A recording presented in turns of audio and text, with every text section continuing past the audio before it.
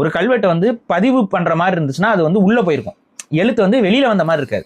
அப்ப இந்த வெளியில வந்த மாதிரி இருக்கிறது தான் எகிப்துல இருக்கக்கூடிய கல்வெட்டுகள். நீங்க பார்க்கணும், இப்ப கிடைச்ச கல்வெட்டுகளுமே வெளியில வந்தது, எம்பார்டட்னு சொல்லுவாங்க. அதாவது வந்து இது வந்து பொறிக்கப்பட்டது இல்ல, மாறாக புடைக்கப்பட்டிருக்கு.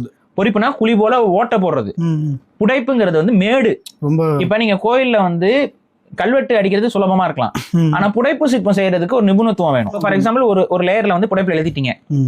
இப்ப புடைப்புல எழுதினதுக்கு அப்புறம் அது மித்த எல்லாமே வந்து பிளைனா இருக்கும், கீழே பிளைனா இருக்கும், மேடாக இருக்கும் எழுத்து. இப்ப இன்னொரு எழுத்து நீங்க மேடா கொண்டு வர முடியுமாங்கன்னா கொண்டு வர முடியும். அப்ப என்ன ஆகும்னா திரும்ப ஒரு லேயரை வந்து வெட்டி நீங்க எடுத்துதான் பண்ண முடியும். அப்ப இந்த லேயருக்கும் பள்ளம் விழுந்துரும். ஆனா இப்ப நம்ம வந்து பாத்தீங்கன்னா நம்ம நேர்மையாளர்கள் தான்.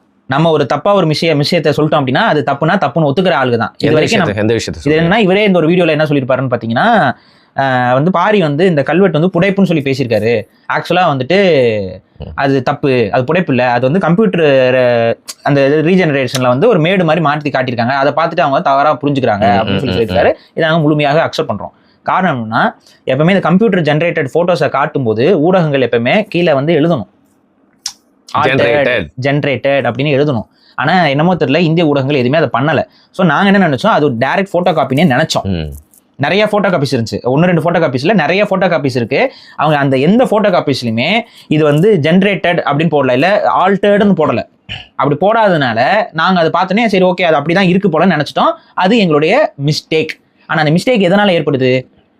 தமிழ் மொழியை இழிவுபடுத்தி பேசிக்கிட்டு இருக்கிறாங்க, அப்படி ஒன்றும் இழிவாக தமிழர்கள் இல்லை அப்படிங்கிற தமிழ் மீது இருக்கக்கூடிய பற்றின் காரணமாக இந்த மிஸ்டேக் எங்களுக்கு ஏற்படுது. பிளஸ் பிராமின் வர சொல்லிட்டு இருந்தாங்க கிறுக்கல் அதுன்னு சொல்லும் பொழுது ஒரு உள்ளூரா தமிழனாக இருக்கக்கூடிய உணர்வு வரும் பொழுது இந்த இதை நம்ம சொல்றோம். அந்த இடத்துல ஒரு சின்ன ஒரு சர்க்கிளாக இந்த தவறு செஞ்சுட்டோம். 10 விஷயத்த நம்ம கரெக்டா சொல்லிட்டு ஒரு விஷயத்துல நம்ம தவறு செய்யும்போது அந்த ஒரு விஷயத்தை எடுத்துக்கிட்டு நம்ம சொல்ற 10 விஷயத்தையும் தப்புன்னு சொல்றதுக்கு பாத்தீங்களா, இதுவும் ஒரு விதமான மேனிபுலேஷன் தான். So this is the only thing நீங்க அக்செப்ட் பண்ற மிஸ்டேக். ஆமா, நான் அந்த வீடியோல இது மட்டும் தான் ஆமா இதான் மிஸ்டேக். இது மிஸ்டேக். இது என்ன எதனால ஏற்பட்டுச்சுன்னா ஊடகங்கள் அதை வந்து ஒரு ஆல்டர்ட் இமேஜ்னு போட்டிருந்தா நமக்கு தெரியும் அது ஆல்டர்ட் இமேஜ்னு போடும். இன்னொன்னு இதுக்கு மிஸ்டேக்கா இருக்க அடிப்படை காரணம் என்னன்னா எகிப்துல புடைப்பு எழுத்துக்களும் நிறைய இருக்கு. இப்ப மற்ற கல்வெட்டுகள் மாதிரி இல்லாம எகிப்துல புடைப்பு எழுத்துக்களும் கிடைச்சிருக்கு நிறைய.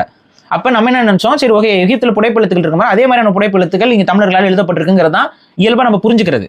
அது நம்ம சொல்லியிருந்தோம். அந்த யூகம் தவறாக இருக்கிறது, அதுக்கு நாங்க மன்னிப்பு கேட்டுக்கொள்கிறோம்.